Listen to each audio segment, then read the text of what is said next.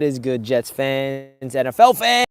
We're live on a walk, man. It's been a minute. I noticed that it's been a little minute since I brought you guys with me on a walk. So I'm trying to catch my words here. It's a beautiful day in New York. I mean, it's 55 degrees and sunny. It's been 20 to 30 degrees the last few weeks, so this feels really good to get the sun on my face. I mean, it's so sunny, I even had to wear sunglasses, which I never really do. But yeah, I wanted to go live and just give you guys my thoughts of what's the current state of the Jets. Coming off that win against Jacksonville, heading into this week against the Rams.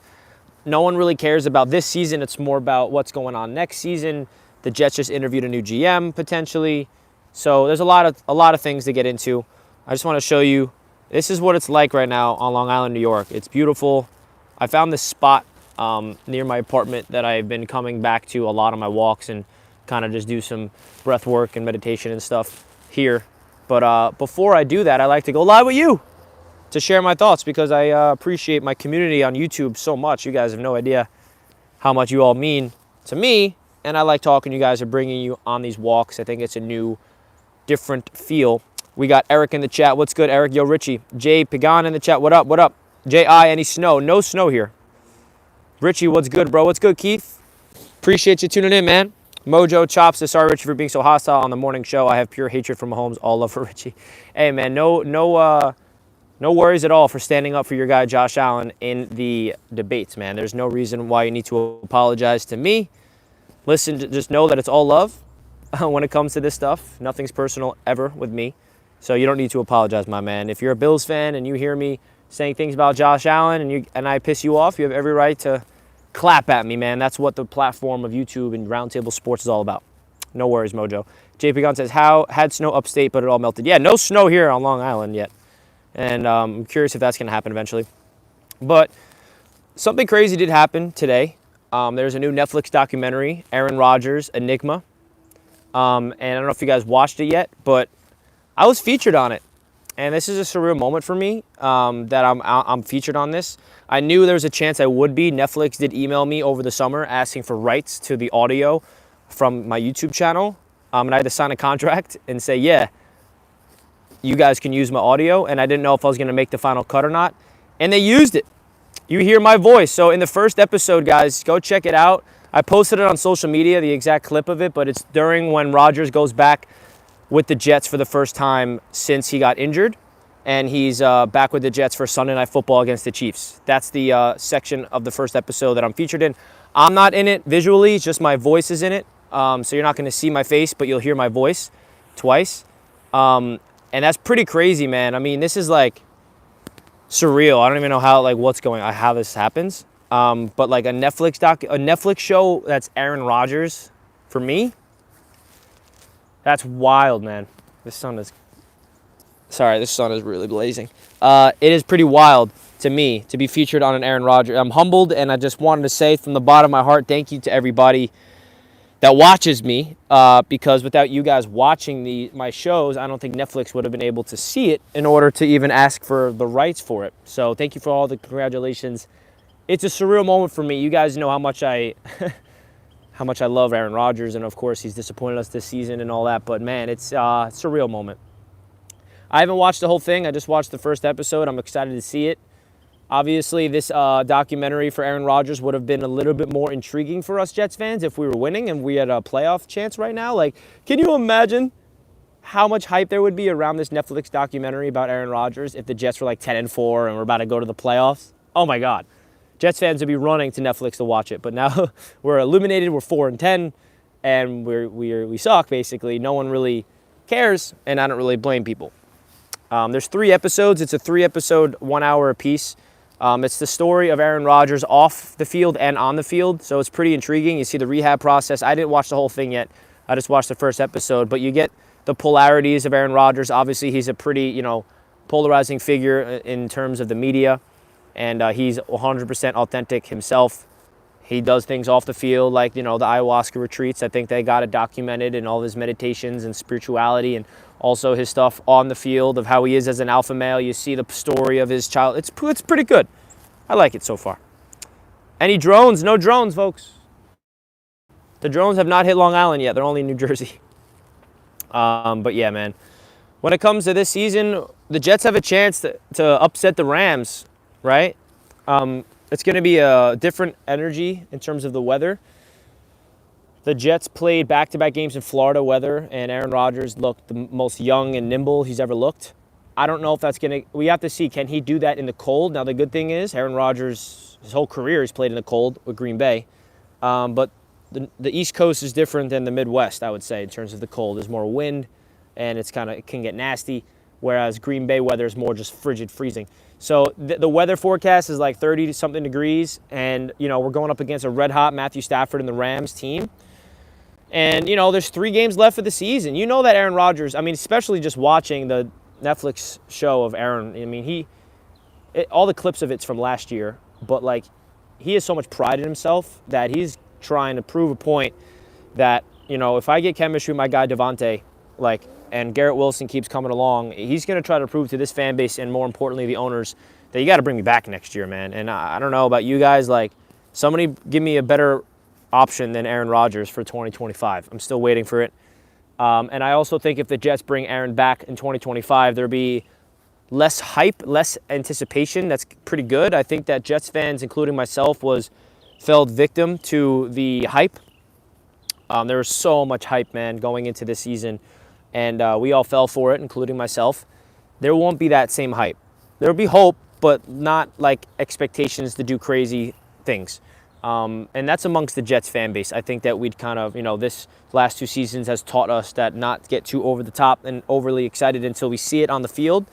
And, with the Aaron Rodgers coming back next year potentially with a new GM, a new head coach, Davante Adams still on this team, who still looks like he has all the juice left in the tank to be a elite receiver with Rodgers.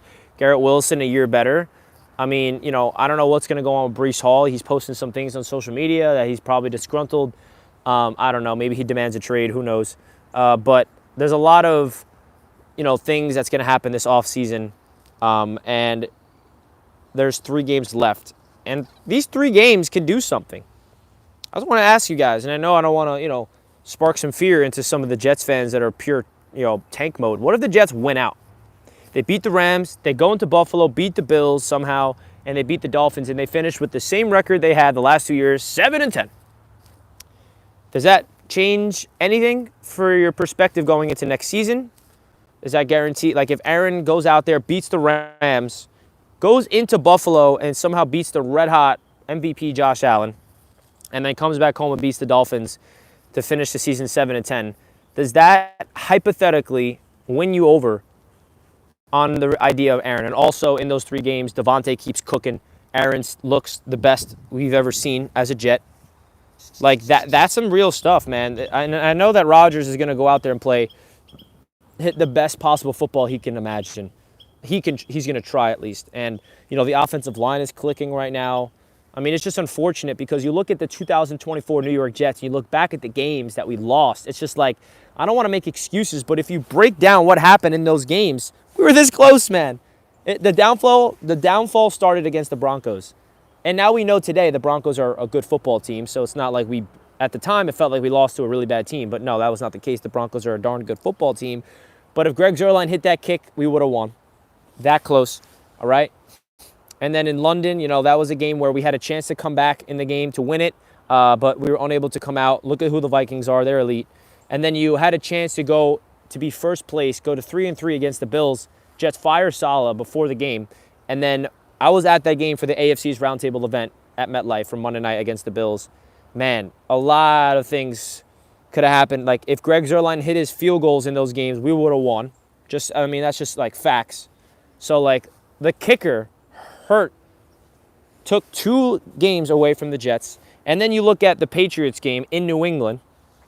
Rodgers leads them back, gets a game-winning touchdown. Nope, not a game-winning touchdown because the defense needs to stop. If the defense figured out a way to just stop Brissett, we would have won that game. That's 3 wins. And then against the Colts, Aaron Rodgers leads the Jets team down the field, gets the touchdown, gets the score to take the lead in the 4th quarter. All we need is to stop the Colts from scoring, and we win. We failed. If this Jets team had the same defense we did the last 2 years and the same special teams, that's the sad part about this season. If the New York Jets have the same exact special teams with Greg Zuerlein being elite like he was last year and the same defense like the Jets were last year, especially in the clutch, I promise you the Jets are in the playoffs right now. And you may think I'm delusional by saying that, but like, I don't think that's delusional. I think that's a rational take. If you put in consideration what went wrong this season for the Jets, I think Aaron Rodgers' lackluster of winning has kind of been dramatized, if you will.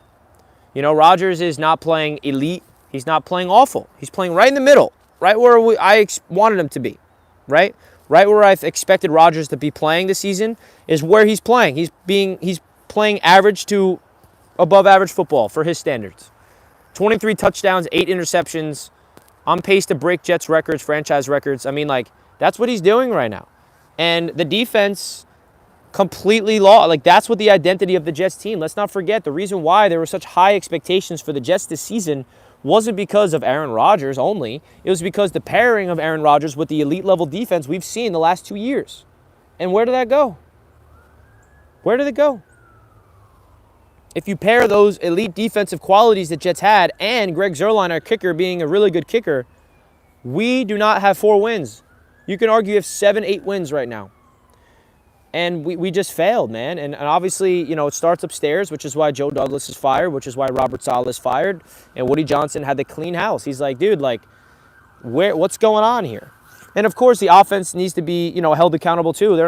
They took them a while to figure it out. And I honestly am not shocked. I talked about this preseason, that as an offense, we need to hold our expectations that it's going to take some time for them to figure it out. We're going to see this offense struggle early on. Rodgers is coming off an Achilles. It's their first year technically playing together. Everybody needs to be on Aaron's page in order for things to work properly in his way. It's going to take time. And I predicted that by the midway point of the season, that's when we're going to see the offense start to click. And guess what? We're past the midway point of the season, and the last 7 games, Aaron Rodgers and his offense is playing the best we've seen for years. The unfortunate thing is the Jets' defense could not support the lackluster of offense early on in the season like I thought they would. And that's why I thought we'd be winning the season, because I said in the preseason, even if Aaron Rodgers and this offense begins the season struggling, we can still win football games because of our defense. That's how we've been winning the last 2 years. We can still win ugly games if our defense plays the way they've been playing, but they have not. So that is the issue with the Jets in a nutshell in the 2024 season, which makes you wonder, with a year of Davante Adams being on this football team all offseason, with Aaron Rodgers getting another year removed from Achilles, still having basically the entire roster under contract. I mean, the only pending free agents you got to worry about leaving is DJ Reed, Brandon Echols, Tyler Conklin, Tyron Smith, goodbye. We got Olu. Morgan Moses, I'd like to bring him back for another year. Who am I missing? Jamie Sherwood. I mean, those guys can be replaceable. We're not losing key guys. Sauce isn't up for a deal. I mean, DJ Reed is definitely a key piece to the defense, but he hasn't really been playing his usual self recently. Get a good GM in the building, get a good coach, and draft the QB. Now, unfortunately for us, the worst thing about this is that this draft class sucks. But also, I know it's a narrative, and I personally have not done any homework on these QB classes, on the quarterback class coming up, so I don't want to make it seem like I know anything about these QBs, but the narrative and consensus is that it's not deep and they're bad. But how many times have narratives been proven wrong? I mean, let's be honest with ourselves. There's always a guy that gets drafted that no one sees coming. All I heard that in the narrative was that Bo Nix sucks. He shouldn't even go in the first round. Bo Nix should blah, blah, blah. Now, Bo Nix hasn't proven to be elite, but he's a pretty good quarterback for the Broncos for starting as a rookie. So my point is, don't buy too much in the narrative. Maybe the Jets can find a good quarterback, even not in the first round, maybe in the later rounds. You never know who Jordan Travis can turn into. I don't know. But the Jets have 3 more games in the season, and they have every reason to go out there and, be opportunistic and win. I mean, they got back-to-back games against playoff teams. What if the Jets beat them? What if the Jets beat the Rams and beat the Bills and beat the Dolphins? 4 wins straight to end off the season. I can guarantee you that's going to sell Woody Johnson on the idea of bringing Rodgers back. And it might convince the same, and it may be the same thing if you look at it from a Jets fan perspective. Especially if Rodgers plays the way that he's been playing. The big test is now and Aaron Aaron's healthy now, and that's another thing we got to keep in consideration. This is not like excuses, but any Packers fan that lived through Aaron Rodgers knows Aaron. He plays through injuries. He's never going to make excuses and never going to not play. He played through a broken thumb 2 years ago. He played through a broken leg, I think in 2019 or something. And this year, he played through a grade 2 hamstring strain, which is basically a tear, which would sideline any other player. Playing through an ankle issue. I mean, the mid part of the season, Aaron wasn't 100%, but he still was playing. And he still went out there at 40 years old. So, I don't know, man. They just got to keep him upright, keep him healthy, because when he's 100% healthy, he can move still. And he's proven that right now. That's my thoughts. Eliza asks, where am I from? I'm from Long Island, New York, baby. I'm out in a nice nature preserve with the sun on my face. Feels good. It feels great. Folks, if you're enjoying this live on a walk show, do me a favor. Simply hit the like button, man. I'm thinking of bringing this throughout the entire off season as well. Definitely would appreciate if you guys can support me by just simply hitting the like button. It just tells me that you guys are enjoying the content. No, I'm not from the Hamptons. That's all the way out east. I'm in Nassau County, closer to the city. The Hamptons is all the way out east. I'm not out east like that. So, but yeah, man. I mean, that's just my Jets thoughts and my Jets walk thoughts, man, of Aaron Rodgers in this entire 2024 season, and it's just unfortunate. If the Jets had, like, you can just also tell that this season there's just such a lackluster of coaching. And that's obvious when you have an interim coach in Jeff Ulbrich. No disrespect to Jeff, but he's obviously just not a head coach. He doesn't know what he's doing. Clock management, challenges, timeouts, preparation, game plan. So we get a right coach in the building, man. I want Mike Vrabel, but I also don't want to get my hopes up on Mike Vrabel. Dan Orlovsky on the Pat McAfee show today, he mentioned that, I'm not a reporter, but he thinks that he already knows where Mike Vrabel's going, and Mike Vrabel knows where he's going. That makes me feel like, oh my God, that better be the Jets, right? That needs to be the Jets. Also, Dan Orlovsky could know nothing, and he's just speaking out of his ass, for all we know. But I'll take all the reporting that I can possibly get. So, folks, don't forget to hit the like button if you didn't already. I really would appreciate it. That tells me you guys enjoy these walk shows. Wow, a bird just flew right by me. That was kind of trippy. But, yeah, I got the huddle in 3 o'clock. So I'm actually going to end the show here. I'm going to do a quick little breath work to kind of ground myself. And I always like to, and if you watch the Aaron Rodgers docu, you'll see why I appreciate it. But, yeah, I'm going to do a quick little grounding breath work to kind of calm me down and feel good, man. Zen out. Because the Jets make me want to do that more often, man. You got to find that peace. Thank you all for tuning in. I love you guys. I'll see you on the huddle at 3 o'clock on BetUS TV's YouTube channel. Much love to everybody. Salute to the chat. Salute to the chat. I'll talk to you guys. Mojo, take your shoes off like I do that. Mojo, it's exactly what I do. It's exactly what I do. Grounding. Mojo, that's what it's called right there. Appreciate you guys. Talk to you on the huddle.